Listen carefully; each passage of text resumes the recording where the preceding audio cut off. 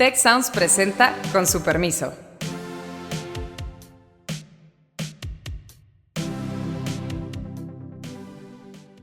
Con su permiso, soy Beata Boina y les invito para que nos acompañen en el último episodio de nuestro podcast. Y ahí me parece que el INE sí está reclamando. Lo mínimo sería tener los recursos necesarios para llevar a cabo una elección de esta magnitud. Y la pregunta central aquí es, ¿un juez, magistrado, ministro electo bajo estas condiciones está subordinado a la ley o está subordinado a sus electores, con independencia de lo que diga la ley? ¿Tú sí ves posible que se pueda revertir ese cambio del Poder Judicial? ¿Cuáles deberían ser las circunstancias para que eso ocurra? Muchas cosas han pasado a lo largo de este año y podríamos hablar de muchos temas sin ninguna duda, siendo uno de los más relevantes, pues, la elección de la nueva presidenta de México. Ahora bien, hemos decidido dedicar este episodio al asunto que creo que ha conmovido a muchos, el tema del cambio en el Poder Judicial, porque es un asunto que nos va a acompañar a lo largo de los próximos años y de hecho ya el año próximo va a haber elección. Entonces, sobre este asunto vamos a hablar con nuestro invitado de hoy, José Ramón Cosío Díaz. Él fue en su momento ministro de la Suprema Corte de Justicia, ya estuvo en ese programa y es la persona más que indicada para esclarecernos por dónde vamos con el tema de la reforma judicial y las elecciones que nos tocan el año próximo.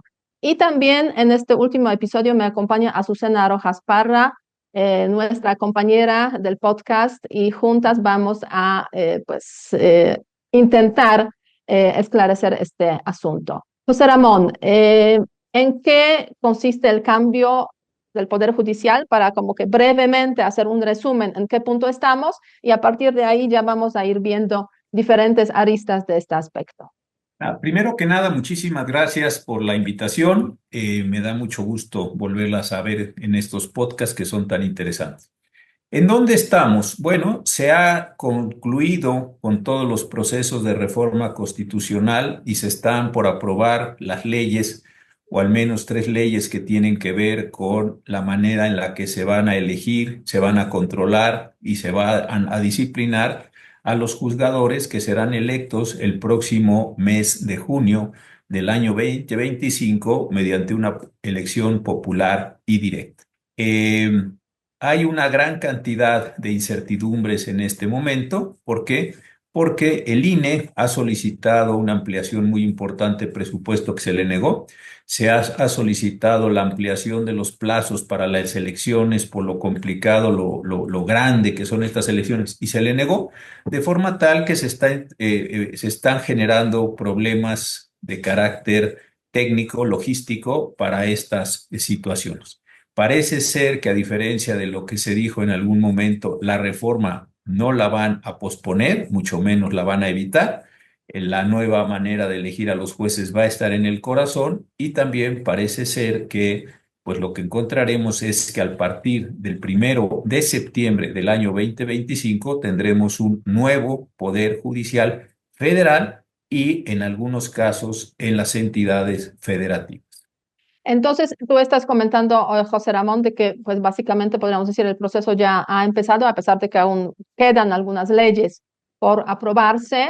Ahora bien, y también pues ya hay pues personas que han hecho, o sea, han propuesto sus candidaturas, ¿no? O sea, ¿cómo va ese tema de los candidatos?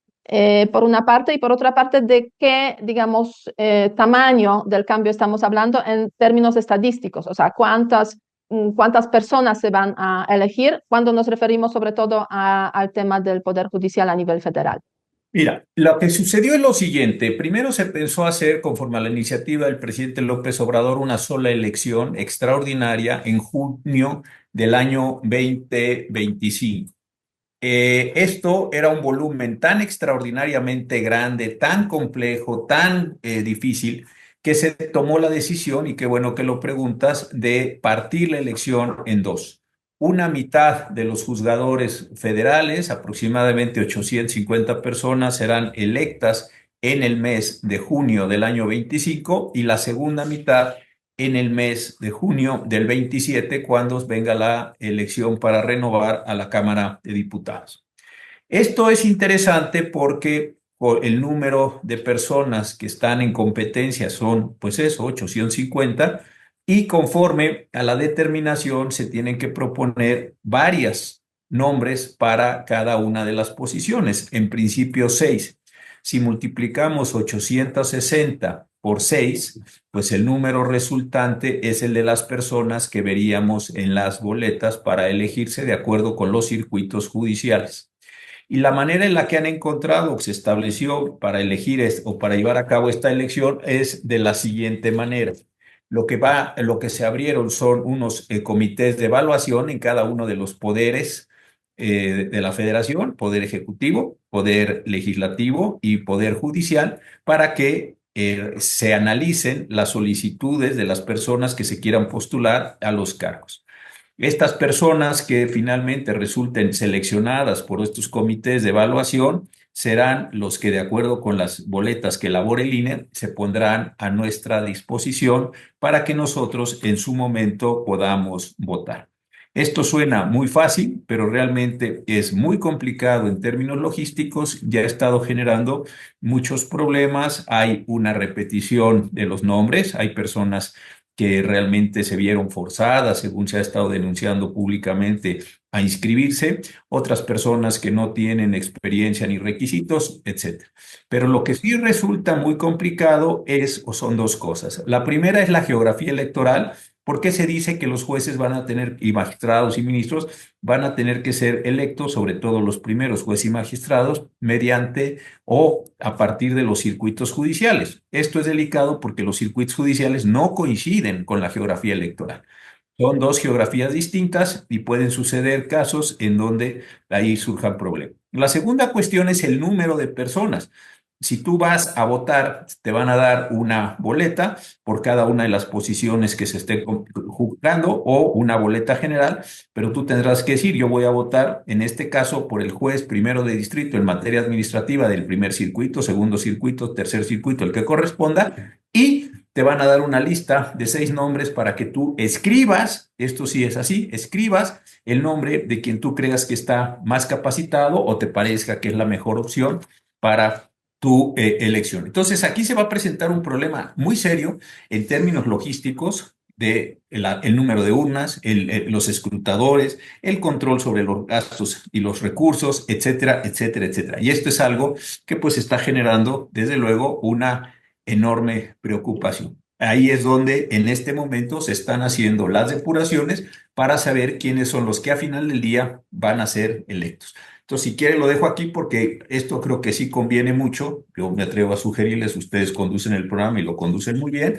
que son las partes que podríamos desarrollar un poco más, pero ustedes son las que mandan. Muchas gracias, José Ramón, muchas gracias, Beata, qué gusto estar aquí de nuevo en un punto tan álgido, porque creo que sí, como bien lo decías tú, José Ramón, pareciera algo fácil que lo podemos articular en palabras, pero al yo imaginármelo en acciones, me cuesta mucho trabajo ver cómo estaríamos en junio llevando a cabo esta elección por muchos motivos.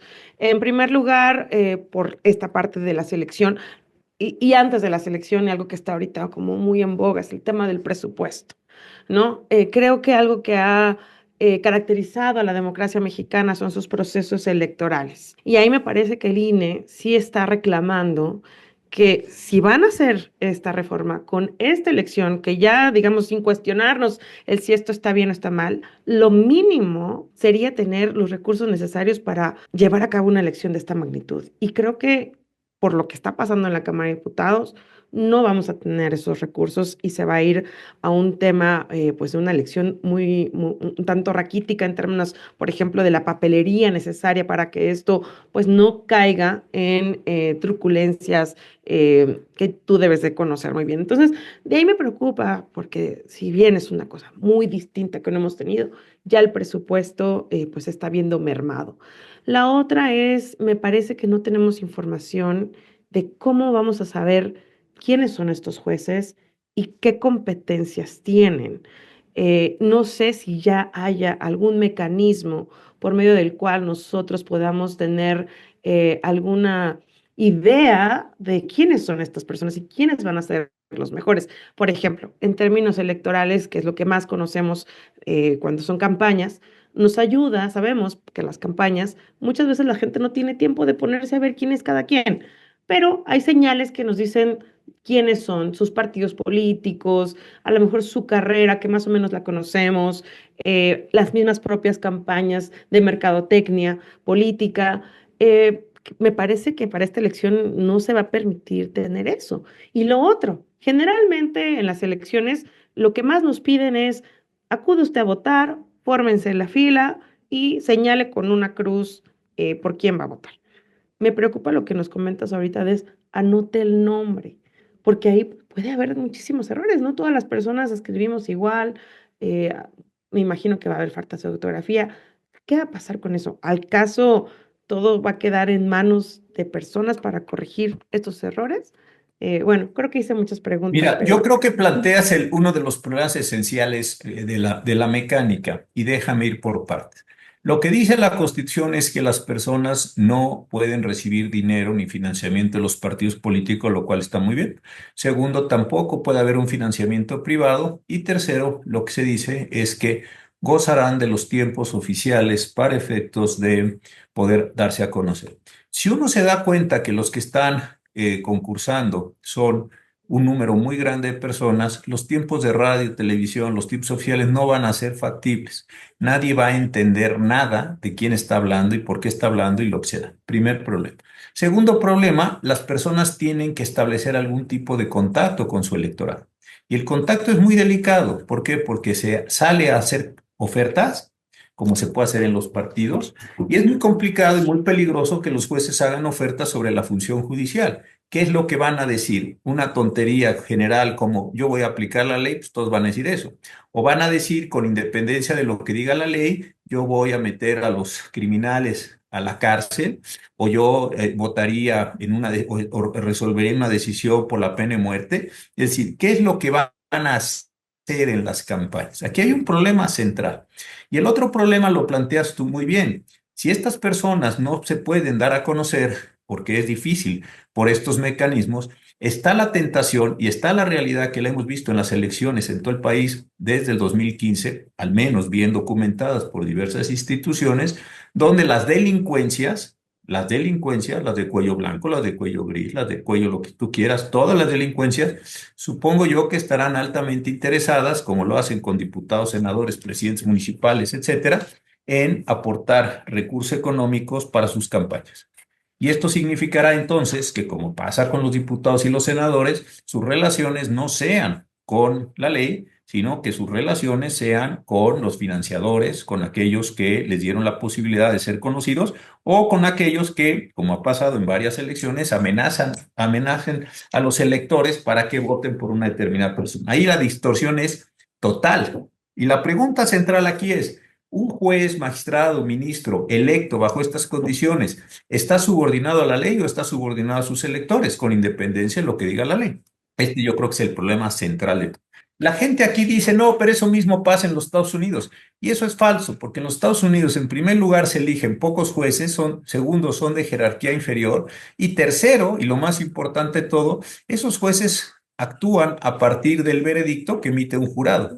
Y el juez no se puede apartar del veredicto emitido por el jurado. Aquí no hay jurado ni hay veredicto, de forma tal que el juez solo tiene que determinar todos los elementos normativos. Entonces, aquí hay una parte, efectivamente, Azucena, muy complicada.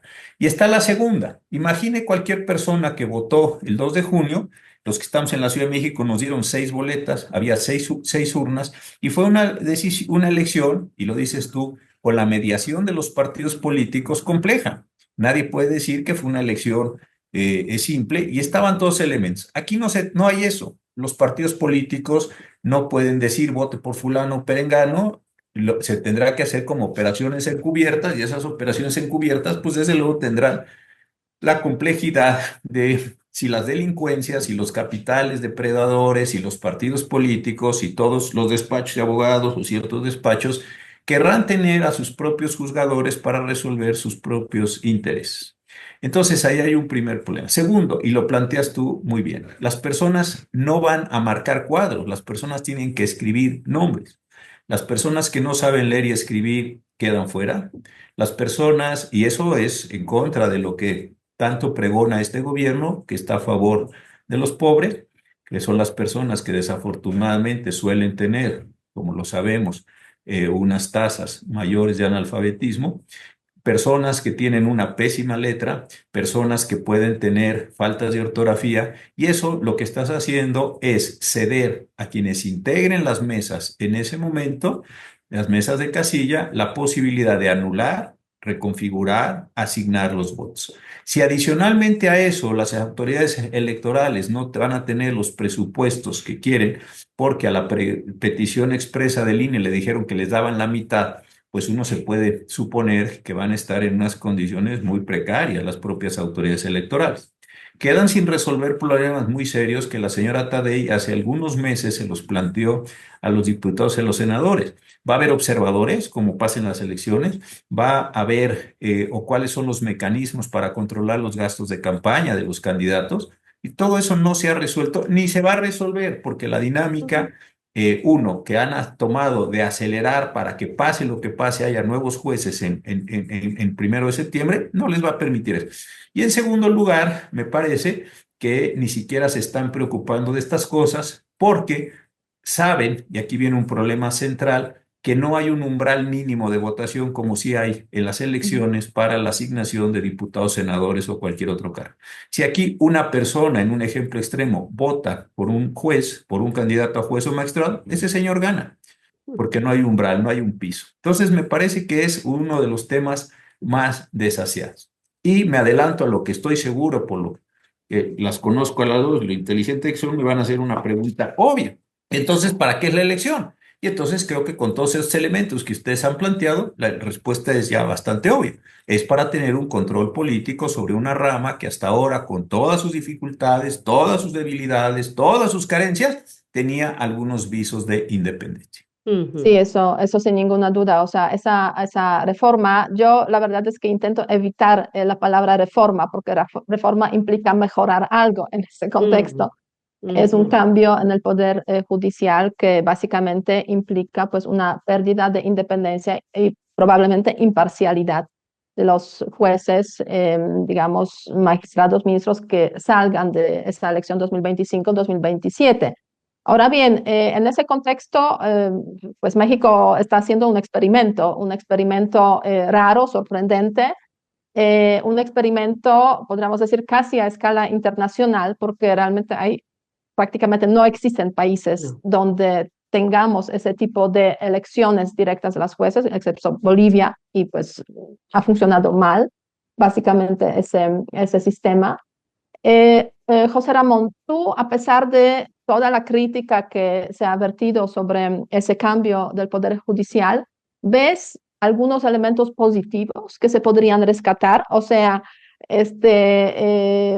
¿hay algo que nos podría inspirar en ese contexto de este cambio en el Poder Judicial? ¿O básicamente tenemos que esperar un Poder Judicial obviamente muy distinto, pero un poder judicial con limitadas capacidades de cumplir con sus funciones básicas que pues, debe tener un poder judicial? Mira, yo realmente no encuentro en términos funcionales, competenciales, ningún beneficio, porque no encuentro algo que vaya a resolver los problemas de la justicia. La justicia en México requiere una enorme reforma, pero no esta. Habría que haber empezado por reformar o ajustar los procesos penales, los procesos civiles, los procesos mercantiles, todos, y eso nada de eso se está haciendo. Eso es un problema muy, muy serio. Entonces, ahí hay un problema. Segundo, no veo cómo esto vaya a mejorar la condición de las personas. Las personas que se están postulando y las características que se les han exigido para su postulación, lo que están haciendo es bajar la calidad de quienes van a concursar en estos jueces. No veo ahí que vaya a haber un beneficio. En tercer lugar, tampoco veo por qué vaya a haber una mayor autonomía, una independencia. Entonces, creo que son pérdidas netas en todos los grupos. Lo único, y es de verdad un efecto tan diluido, tan indirecto es que se está poniendo a discusión el sistema de justicia. Por las peores razones, ¿eh? Y probablemente con los peores efectos, pero se está poniendo a discusión. Un tema que el presidente López Obrador buscó evitar a como diera lugar, no quiso nunca que se hablara de la justicia, se pasó ofendiendo a los magistrados, a los ministros, a todo el mundo, pero me parece que este es el único beneficio que se pueda. Y tristemente, porque me parece que desde ahora es previsible, el sistema de justicia mexicano, como lo señalas tú muy bien, Beat, en el tema de Bolivia, me parece que lo que vamos a ver es que esto se va a depreciar enormemente y va a haber necesidad, entonces sí, de pensar en un sistema de justicia integral que tiene que ver con la procuración, que desde luego ni siquiera está por asomo metida en esta discusión, y después con la impartición. Y otra cosa que también es un beneficio indirecto, pero que va a darse, es que la justicia mexicana o el Estado mexicano va a ser llevado ante la justicia internacional, ante la Comisión Interamericana. Se les ocurrió, a pesar de que conocen que hay precedentes expresos en la materia, copiar el modelo del presidente Fujimori y de su primer ministro Montesinos sobre los jueces sin rostro. Saben, porque lo conocen, que hay decisiones expresas de la Corte Interamericana que esa forma de conocer y resolver la justicia es inconvencional. Y segundo, lejos de ajustarse a la decisión que dictó la Corte Interamericana sobre la prisión preventiva oficiosa, quisieron establecer. Y tercero, establecieron, y también lo conocen, que las decisiones del Tribunal de Disciplina Judicial, este órgano tan fascista que han construido para disciplinar a jueces y magistrados, es altamente probable que sea considerado también como inconvencional porque no hay un recurso judicial efectivo contra las decisiones de ese tribunal. Entonces, un tercer efecto es que la justicia mexicana en su totalidad, no de forma indirecta como pasó con el asunto de Jorge Castañeda o con el caso de Rosendo Radilla, que han sido casos indirectos, aquí sí la justicia mexicana se va a ver cuestionada profundamente por esta justicia. Y del lado de los arbitrajes, me parece que una decisión tomada por un panel arbitral, en el caso Lionel, un asunto del Canadá contra México, en un arbitraje de inversión, lo que sucedió es que los árbitros consideraron que el sistema de justicia había llevado a cabo una expropiación indirecta de los activos de una empresa, desde luego de una forma completamente irregular, por la simple y sencilla razón de los vicios que tiene el sistema de justicia mexicano. Entonces, creo que un efecto indirecto que tristemente se va a presentar, que tristemente va a lastimar a muchísimas personas en un gobierno que dice que está a favor primero de los que menos tienen, es que la justicia mexicana va a ser, lo pongo en unos términos un poco dramáticos, sentada en el banquillo de los acusados, y eso ojalá que sirva para que de verdad ahora sí presentemos ideas completas, ideas que van en la racionalidad judicial y no que tienen un sentido de mera y pura dominación política de una rama del gobierno. Muchas gracias, José Ramón. Yo quisiera ir, me quedo pensando un poco ya en lo que sigue, ¿no? Vamos a iniciar el año 2025, vamos a tener 6 meses para esta elección, en fin, las cosas se van a dar. Y lo que yo quisiera entender un poquito es qué papel debemos jugar los distintos actores que componen esta sociedad. El componente político, pues ya vemos por dónde está, pero ¿qué debemos hacer la academia? ¿Qué papel deberíamos estar jugando? La sociedad civil, y me atrevo a decir las y los ciudadanos, ¿no? Claro, tal vez alguien tendrá que llevar la batuta para estar ahí al frente de entender este fenómeno y de ponerle un poco de pies, pero ¿qué podríamos hacer? ¿Por dónde crees tú que deberíamos de actuar? Mira, esa es una pregunta importantísima. Ustedes lo saben y ahora lo comparto aquí en las redes. Yo me incorporo como profesor al TEC de Monterrey en el mes de enero, y uno de los planes que hemos establecido con las autoridades que muy generosamente me han invitado a incorporarme es el de crear un observatorio de la justicia. Yo creo que esto se va a volver uno de los elementos esenciales de la cuestión, y ahí sí que el TEC y una parte importante de la sociedad civil interesada en estos temas debiera, como lo está haciendo el TEC, participar.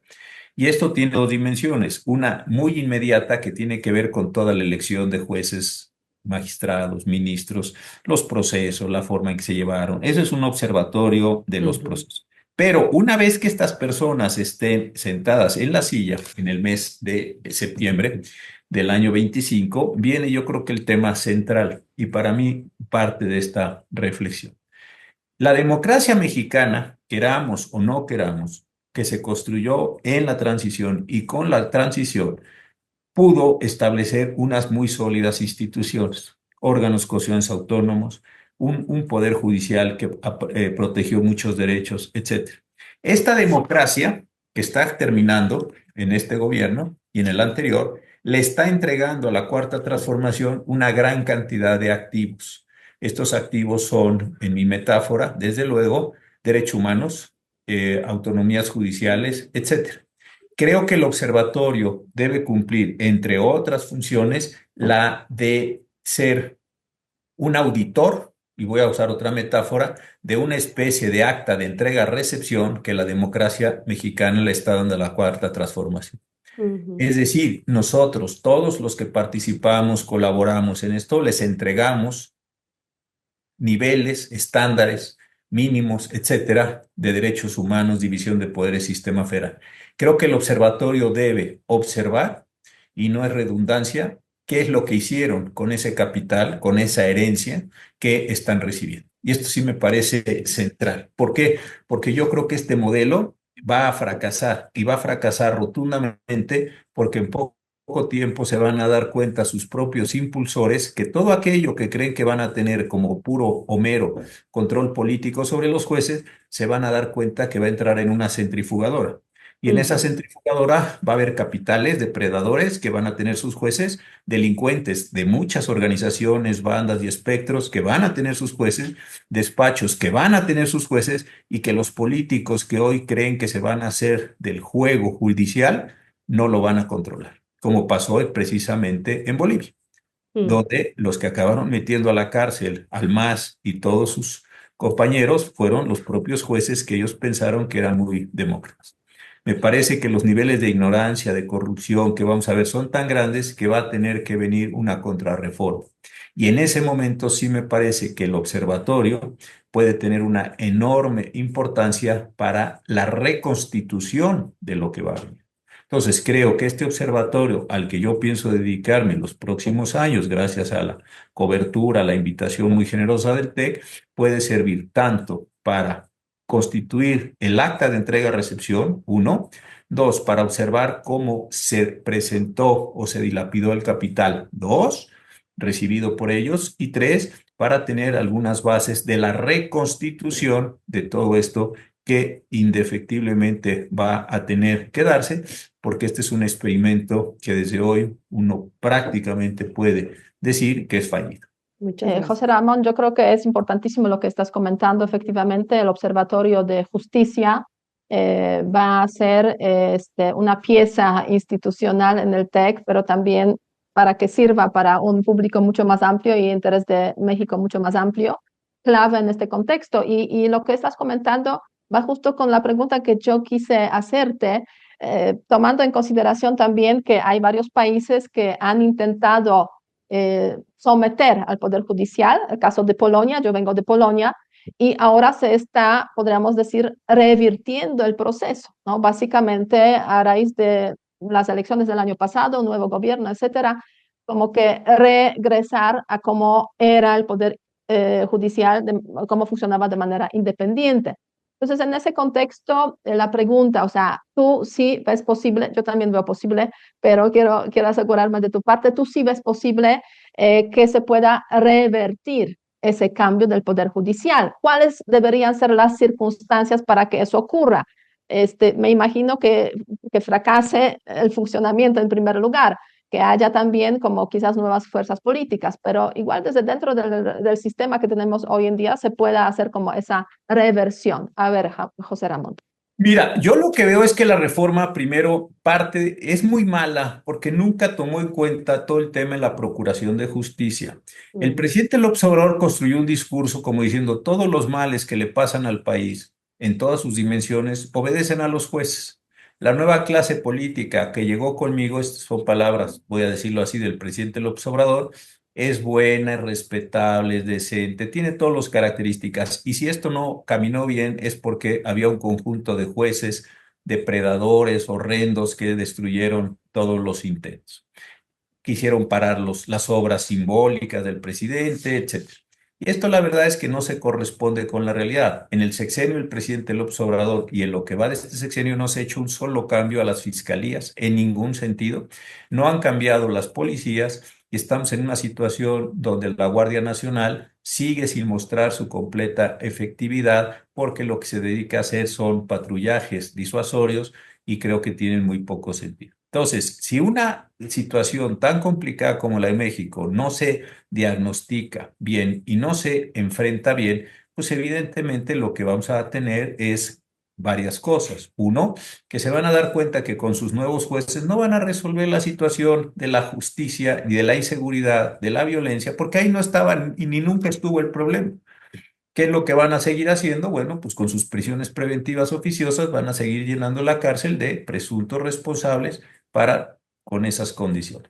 En segundo lugar, me parece que entonces las condiciones de violencia, desafortunadamente, y más allá de los discursos celebratorios que están teniendo, crece todos los días.